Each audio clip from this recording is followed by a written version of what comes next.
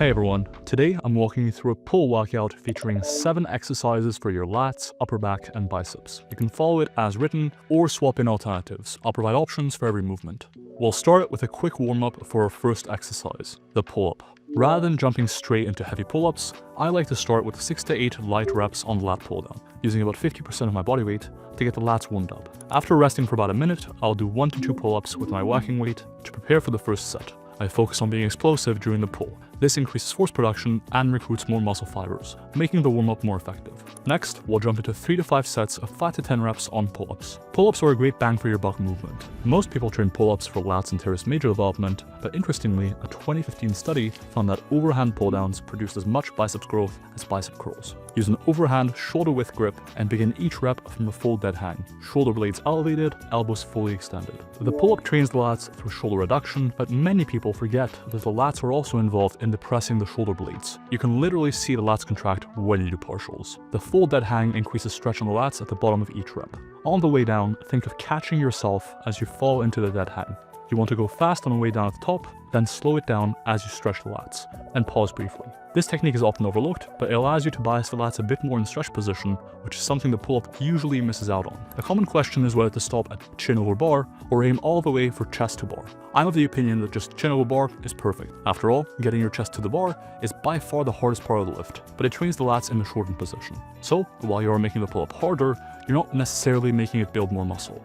Quick note on rest times. Many people think that you want to rest for at least 2 to 3 minutes between sets to maximize muscle fiber recruitment on each set, and therefore maximize muscle growth. However, the direct research doesn't really support this. We conducted a meta-analysis on all studies on rest times and found that 1 to 2 minutes of rest between sets maximize muscle growth. So, for compound lifts like pull-ups, around 90 seconds of rest tends to be ideal. If you're not quite able to do 5 to 10 pull-ups for multiple sets yet, you can try chin-ups, machine-assisted pull-ups, band-assisted pull-ups, or overhand pull-downs instead. Next up, 3 to 5 sets of 5 to 10 reps on T-bar rows. While most modern lifters favor the bent-over row, T-bar rows were a staple for old-school bodybuilders like Ronnie Coleman and Arnold Schwarzenegger, and I think they were onto something. Unlike a traditional barbell row, which has a consistent moment arm, the T-bar row increases resistance in the stretch position and reduces it as you contract, making it a bit more hypertrophy friendly. The narrow grip also increases stretch on the rhomboids and the traps, which are key for scapular retraction, as well as the rear delts and the lats, which handle shoulder horizontal abduction. Use a V handle and take a shoulder width stance with your toes just behind the plates. Hinge at the hips and lift the bar until your torso is roughly horizontal. Here's an underrated tip.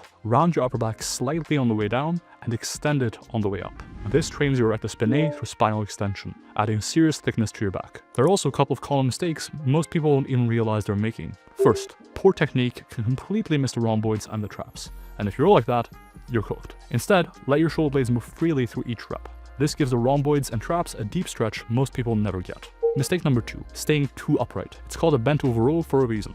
Yes, you can lift more that way, but you'll also limit scapular retraction and reduce upper back stimulus. Finally, rounding and extending your back trains thickness. But if you're just heaving the bar up and down, you're using hip extension, and that's training glutes, hamstrings, and adductors instead. Know the difference, and your back will thank you for it. Good alternatives, chest supported T-bar rows or incline dumbbell rows. Now onto dumbbell pullovers, 3 to 5 sets of 10 to 15 reps. While pull-ups train the lats in the frontal plane via shoulder reduction, pullovers hit them through shoulder extension in the sagittal plane. This helps target different functions of the lats. A 2022 systematic review even found that using multiple exercises improves regional hypertrophy. Keep your elbows just short of lockout and move your upper arms back in a wide arc. You should feel a deep stretch in the lats, especially around the armpit area. If it's your first time, go a bit lighter and slow the movement down in the stretch position. It'll help with confidence and control. If you're feeling it in your triceps, try bending your elbows slightly more. This shortens the moment arms at both joints, shifting tension back onto the lats. Some lifters lie across the bench, but I recommend lying fully on it. It reduces the use of stabilizers and makes cheating harder. That said, if lying across the bench with dropped hips gives you a better lat stretch, it's worth trying, but I consider it an advanced variation. Avoid crunching down to get the weight up, as this involves your abs and not your lats. The dumbbell pullover is probably your best option for lat isolation. It's quick to set up and has a stretch-biased resistance profile.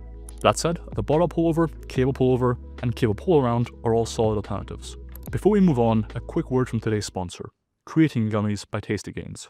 I tend to forget taking my creatine when it's in powder form. It's just not at the top of my mind. However, since these creatine gummies by Tasty Gains actually taste pretty good, I end up taking them more consistently than with the chalk, aka powdered version. My favorite flavor is the mango and pineapple flavor. Creatine monohydrate is one of the only supplements worth taking for more hypertrophy. I'll leave a link in the description if you'd like to check them out. I genuinely enjoy them. Thank you to Tasty Gains for sponsoring this one, and now back to the video.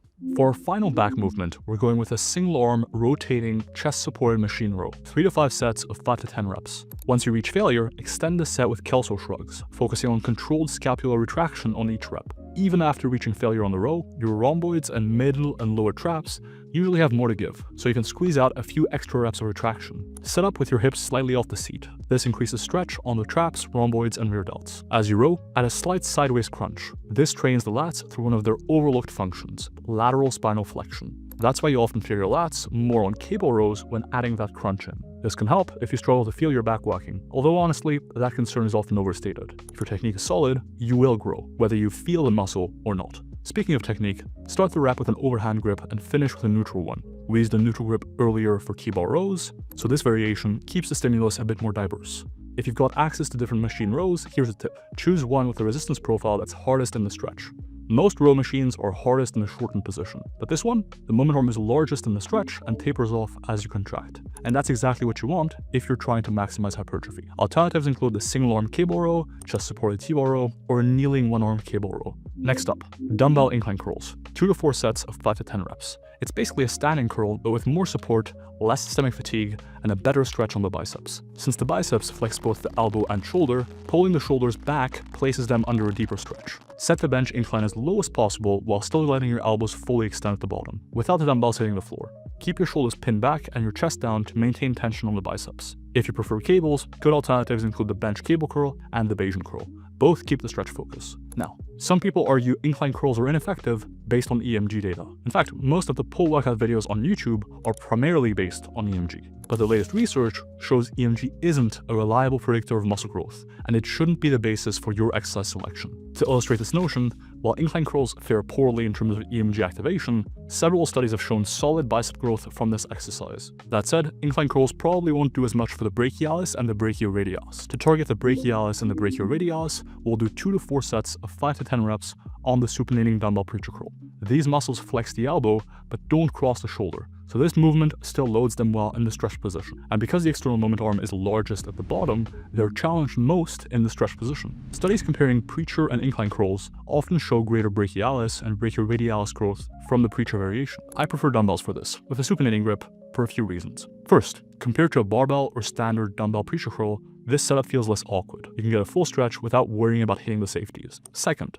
unlike single arm variations, you don't need to double your total sets. And finally, many lifters find the bottom position more comfortable when using a hammer grip. I've used these consistently and noticed solid growth in my brachialis and brachioradialis. Alternatives include the easy bar preacher curl or the single arm dumbbell version. To finish, we've got 3 to 5 sets of 10 to 15 reps on the rear delt cable crossover. Compared to alternatives, this variation creates a big rear delt stretch. And if you've never done these, expect soreness the next day. Set the cables at shoulder height and grab the opposite side handles. Keep your elbows nearly locked out and move in a wide arc. Use the cue out, not back. That'll shift tension onto the rear delts instead of the upper back. After all, the rear delts are responsible for shoulder horizontal abduction, not scapular retraction. Most people end up pulling too far back, turning the movement into scapular retraction instead of rear delt isolation. Nothing wrong with that, but for a pure rear delt isolation movement, keep it to shoulder movement. Another common mistake, bending your elbows at the start and straightening them at the end. That shifts tension off the rear delts, especially in a stretch, and onto the triceps. Worried about imbalances? Just alternate which arm crosses over the other each set. Alternatives include the single arm rear delt machine fly, cable rear delt fly, or standard rear delt fly machine. And that wraps it up. While this might seem like a lot of volume, it comes out to about 15 fractional sets per muscle group. Remember, rows still hit your lats, and most back work still trains the biceps and rear delts too. If you repeat a similar pull session twice a week, that gives you 25 to 30 fractional weekly sets for the lats, rhomboids, traps, biceps, and rear delts. That puts you right in the sweet spot for both per session and weekly volume, based on the largest meta-analyses on hypertrophy to date.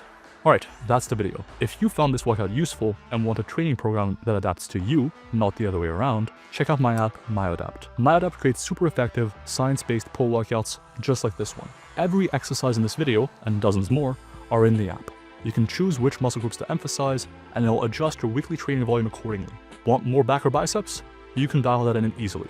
MyoAdapt builds your program from scratch based on your schedule, equipment, preferences, and recovery. It's not a fixed template. It's personalized training that updates in real time as you progress. Unlike most apps, it actually works like a coach. If you're plateauing, missing sessions, or increasing performance, the app responds. You can find MyoAdapt on the App Store or Play Store. Use code WOLF for a free 2-week trial. If you'd prefer to work with me directly, there is a link below to book a free coaching call. We'll see if it's a good fit. And if you're after any of the gymwear I use, check out rascalapparel.com and use code WOLF there too. Thank you for watching, and I will see you in that next one.